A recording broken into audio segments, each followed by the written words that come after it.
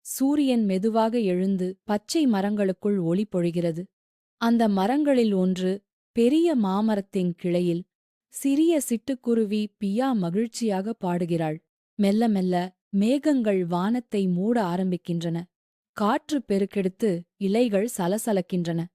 பியா மேலே பார்த்து குழம்புகிறாள். ஏன் வானம் இப்படி பொலிவிளக்குது என்று அவள் சிந்திக்கிறாள். பியா ஒரு கிளையில் ஒளிரும் நீல பட்டாம்பூச்சியை பார்க்கிறாள். அது ஒரு சிலந்தி வலை போராடுகிறது. மழை துளிகள் விழத் தொடங்குகின்றன. பியா மனதில் நினைக்கிறாள், இப்போ மழை வரும், ஆனா அதை விட்டுட்டு போக முடியாது. பியா வலைப்பிணியை நெருக்கிக் கிழிக்கிறாள்.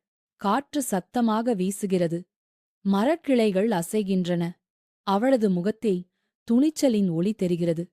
அஞ்சாமலிரு, சிறிய பட்டாம்பூச்சி, நான் உன்னை விடுவிக்கிறேன். மழை கடுமையாக கொட்டுகிறது. பியா முழுவதும் நனைந்து சோர்வாக ஒரு கிளையில் அமர்கிறாள். அவளது இறகுகள் கனமாகிவிட்டன.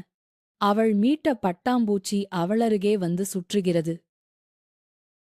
பட்டாம்பூச்சி தனது வண்ணமயமான சிறகுகளை விரித்து பியாவை மழையிலிருந்து காக்கிறது.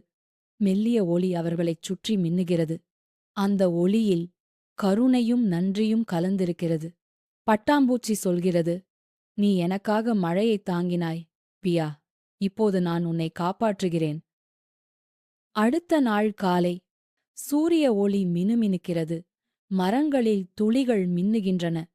பியா மற்றும் பட்டாம்பூச்சி ஒரு கிளையில் புன்னகையுடன் அமர்ந்துள்ளனர். நன்றி, சிறிய தோழி என்று பியா சொல்கிறாள்.